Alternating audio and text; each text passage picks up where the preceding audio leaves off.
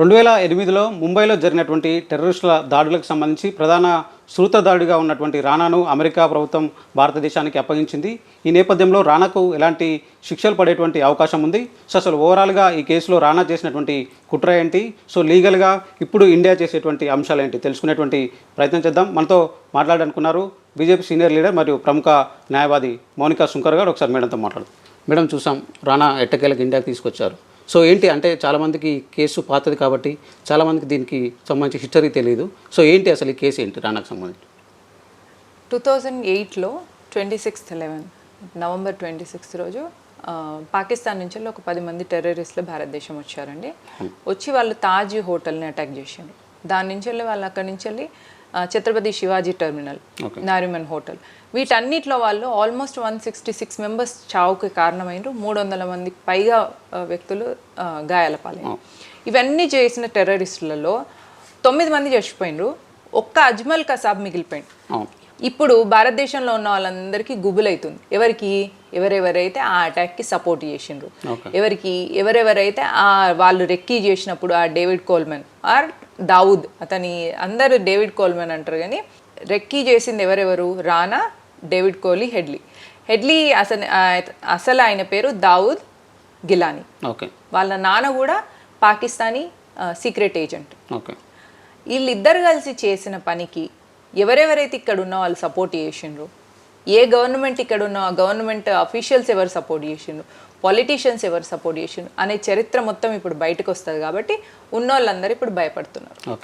జనరల్గా ఎట్లా ఉంటుంది మేడం అంటే విదేశాల్లో ఉంటూ కుట్ర పనుతూ వేరే దేశంలో దాడులకు పాల్పడినప్పుడు ఎట్లా ఉంటుంది మేడం అంటే వాళ్ళని ఇక్కడికి తీసుకురావడానికి ఎట్లా ఉంటుంది ప్రాసెస్? దీన్ని ఎక్స్ట్రాడిషన్ అంటారండి. అంటే ఇంటర్నేషనల్ లాస్ ఉంటాయి. ఇంటర్నేషనల్ లాస్ అకార్డింగ్గా ఒక అక్యూజ్డ్ ఎవరైనా ఉండి ఒక దేశం పట్ల ఏదైనా వాళ్ళు దేశ వ్యతిరేక చర్యలు చేసినప్పుడు చేసి వాళ్ళు వేరే దేశం పోయినప్పుడు ఆ దేశానికి ఉన్న మన దేశానికి ఉన్న డిప్లొమాటిక్ టైస్ని బట్టి మనం వాళ్ళతో మాట్లాడితే అప్పుడు ఆ టైస్లో ఆ దేశానికి ఎంత పవర్ ఉంది అన్న దాన్ని బట్టి ఆ ముద్దాయిని, ఆ క్రిమినల్ని మనకు అందించే ప్రయత్నం జరుగుతుంది. ఇది ఎక్స్ట్రాడిషన్ అంటారు. కాబట్టి under the international standards, international laws అకార్డింగ్గా ఉన్ను ప్లస్ ఎట్లాంటి ట్రీటీ సైన్ చేసింది భారత గవర్నమెంట్ అనే దాన్ని బట్టి అతని మీద ఎట్లాంటి యాక్షన్ తీసుకోవచ్చు అనేది ఆధారపడి ఉంటుంది. యాక్చువల్గా ఏంటి మేడం అంటే ఒక విదేశీ పౌరుణ్ణి అరెస్ట్ చేయాలంటే ఎట్లా ఉంటుంది మేడం ప్రాసెస్? అంటే ఇండియాకి సంబంధించిన అధికారులు కానివ్వండి, అక్కడికి వెళ్ళడం కానివ్వండి, ఎట్లా ఉంటుంది ప్రాసెస్? ఎట్లా ఉంటుంది అందులో మనం లీగల్గా చూస్తే ఏ కేసులు అయితే ఇక్కడ రానా మీద, హుస్సేన్ రానా మీద ఉన్నాయి, నెక్స్ట్ దావుద్ గిలానీ మీద ఉన్నాయి, సో కాల్డ్ హెడ్లీ, అందరూ హెడ్లీ అంటుంటారు కానీ దావుద్ గిలానీ ఇద్దరు కూడా పాకిస్తాన్లో ట్రైన్డ్ ఏజెంట్స్.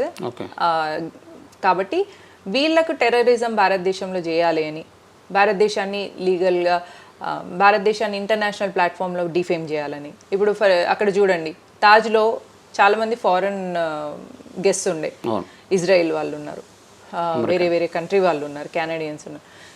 వీళ్ళందరి మీద అటాక్ అయ్యి ఆ 166 పీపుల్లో మన గెస్ట్ మన దేశానికి వచ్చిన వాళ్ళు ఉన్నారు.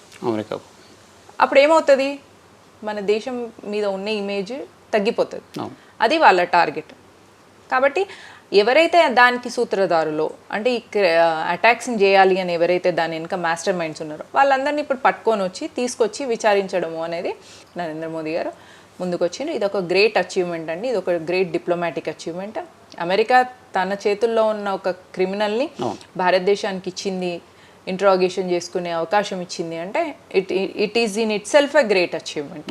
అంటే మెయిన్గా ఈ రానా పోయినటువంటి అభియోగాలు ఏంటి మేడం? అంటే ఎలాంటి కుట్ర చేశాడని అభియోగాలు ఉన్నాయి ఏంటి? ఆయన ఫస్ట్ ఎక్స్ ఆర్మీ ఆఫీసర్, ఆర్మీలో డాక్టర్గా చేసిండు. ఆ తర్వాత ఆయన కెనడా సిటిజన్షిప్ తీసుకొని అక్కడ ఒక ఇమిగ్రేషన్ ఆఫీస్ స్టార్ట్ చేసిండు. ఒకటేమో యుఎస్లో బేస్డ్ ఉన్నది షికాగోలో, ఒకటి వచ్చేసి ముంబైలో ఉన్నది. ఆ ముంబైలో ఆయన ప్లాన్ చేసిన ఆ ఇమిగ్రేషన్ ఆఫీస్లో నుంచెల్లే ఈ దావుద్ గిలానీకి, డేవిడ్ హెడ్లీకి టికెట్ ఇప్పించి ఇక్కడ మాస్టర్ మైండ్ 26/11 బ్లాస్ట్ అయిన వెంటనే అతని ఫేక్ పాస్పోర్ట్తో అతన్ని దేశం దాటిపించండి. కాబట్టి అది దాటిపించిన దానికి మనం తీసుకున్నాం ఇప్పుడు అండర్ కస్టడీ. అందులో ఏమేమైతే మాస్టర్ మైండ్స్లో ఏమేమి చేసిండో, ఎక్కడెక్కడ రెక్కీ నిర్వహించిండ్రు, అక్కడ ఎవరెవరు వీళ్ళకి సపోర్ట్ చేసిండ్రు. ఇప్పుడు క్యాజువల్గా వచ్చేసి చేయరు కదండి, ఏదో ఒక సపోర్ట్తోనే చేస్తారు కదా. అదే కాకుండా 10 మంది టెర్రరిస్టులు బోట్లో మన దేశంలోకి వచ్చిండ్రు, ఎంటర్ అయ్యిండ్రు. వాళ్ళ చేతులలో 2000 బుల్లెట్లు ఉన్నాయి, 10 AK-47లు ఉన్నాయి, ఎక్స్ప్లోజివ్స్ ఉన్నాయి, టైమర్ బాంబ్స్ ఉన్నాయి. ఇన్ని వాళ్ళు పట్టుకొని మన దేశంలోకి ఎంటర్ అయినప్పుడు ఎవరో ఒకరు పై స్థాయి వాళ్ళు సపోర్ట్ చేయండి లోపలికి రాలేరు. ఇప్పుడు అవన్నిటిని కూడా మనము బట్టబయలు చేస్తాం. ఇవన్నీ చేయడంలో మన అదృష్టం ఏంది అంటే అజ్మల్ కసాబ్ అలైవ్గా దొరికిండు.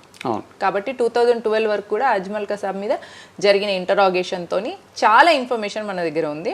ఆ ఇన్ఫర్మేషన్, ఇంకొకటి దావుద్ గిలానీ నుంచి వచ్చిన ఇన్ఫర్మేషన్, ఆయన నుంచి కూడా వీడియో కాన్ఫరెన్స్ ద్వారా కూడా మనం కొన్ని ఇంటరాగేషన్స్ ఇస్తాం.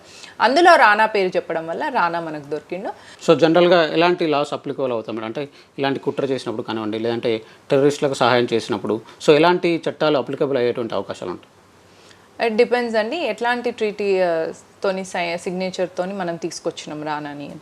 అంటే ఆల్రెడీ ఉన్న ఇప్పుడు ఆల్రెడీ రానా మీద ఏ కేసులు అయితే అమెరికాలో ఉన్నాయో అవి, ప్లస్ ఇక్కడ ఉన్న కేసులు ఏమున్నాయి, అక్కడికంటే కూడా ఇక్కడ ఎక్కువ డబుల్ జియోపాడ్రీ అంటే అక్కడ అతని మీద ఉన్న కేసులను విచారించిన తర్వాత 2 చోట్ల ఉండడానికి లేదు. కాబట్టి ఇక్కడ కూడా ఆయన మీద ఏమేమి కేసులు ఉన్నాయి, ఆ కేసుకి సంబంధించిన శిక్షలు మన దగ్గర ఏమున్నాయి అదొకటి ఉంటుంది.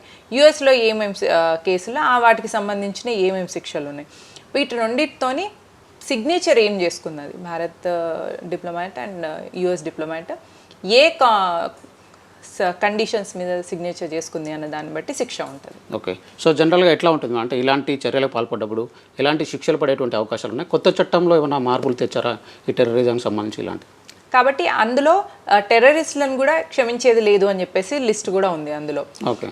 ఇప్పుడు ఇతను వేరే కంట్రీ సిటిజన్ కాబట్టి మనం ఇక్కడ ఏం చేస్తామంటే ఫస్ట్ మనం చేయాల్సింది ఏంటంటే మన ఉద్దేశం ఏముంటుందంటే పాకిస్తాన్ని ఎక్స్పోజ్ చేస్తాం వరల్డ్ ముందు. ఓకే. పాకిస్తాన్ ఒక టెర్రరిస్ట్ నేషన్ అని, ఆ టెర్రరిస్ట్ నేషన్ ద్వారా భారతదేశానికి ప్రాబ్లం ఉందని, కాబట్టి మేము వాళ్ళ మీద ఏ యాక్షన్ తీసుకున్నా కూడా మా దగ్గర వ్యాలిడ్ రీజన్ ఉంది అని మనం చెప్పుకోవడానికి మనకు ఒక బేస్ ఉంటుంది. ఆ నేరేటివ్ని మనం బిల్డ్ చేసుకోవచ్చు. ఒకటి. రెండో విషయం వచ్చేసి అక్కడ సిటిజన్ కాబట్టి ఇక్కడ లాస్లో ఒక క్రైమ్కి వేరే దేశంలో ఎట్లాంటి న్యాయం జరుగుతుంది, మన దేశంలో ఎట్లాంటి న్యాయం జరుగుతుంది అనేది రెండింటి ఉంటుంది.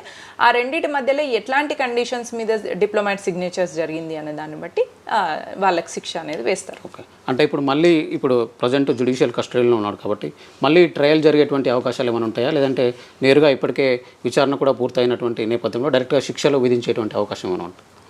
కంటిన్యూస్ ఇంటరాగేషన్ ఉంటుందండి ఫస్ట్ థింగ్, ఎందుకంటే దీనిలో చాలా పెద్దవాళ్ళ ఇన్వాల్వ్మెంట్ ఉంది. అంటే ఇక్కడ మనకు దొరికినటువంటి అజ్మల్ కసాబ్కు ఉరిశిక్ష విధించబడింది. సో ఈ నేపథ్యంలో రానాకు కూడా అదే శిక్ష పడేటువంటి అవకాశం ఉందా ఎట్లా? అదే అండి, ఆ ట్రీటీలో ఏం సిగ్నేచర్ చేస్తున్న దాన్ని బట్టి ఉంటుంది. Okay, right madam, thank you so much. So ఇది ఓవరాల్గా చూసుకున్నట్లయితే ఇన్ని రోజుల పాటు అమెరికాలో ఉన్నటువంటి ఎవరైతే రానా ఉన్నారో, సో ఇరు దేశాల మధ్య ఉన్నటువంటి ఒప్పందాల నేపథ్యంలోనే ప్రజెంట్ అతన్ని ఇక్కడికి తీసుకురావడం జరిగిందని కూడా చెప్తున్నారు. ఇక అతని పైన ఉన్నటువంటి అభియోగాలకు అనుగుణంగా ప్రస్తుతం మన దేశంలో ఉన్నటువంటి చట్టాలకు అనుగుణంగా విచారణ జరుగుతుంది. సో అతను విదేశీయుడు కావడంతో సో దానికి సంబంధించినటువంటి చట్టాలకు అనుగుణంగానే అతనికి శిక్ష పడేటువంటి అవకాశం ఉందని కూడా మౌనిక శంకర్ గారు అయితే చెప్తున్నారు. వీడియో జర్నలిస్ట్ వెంకట్తో శ్రవణ్, ఏబిఎన్ ఆంధ్రజ్యోతి, హైదరాబాద్.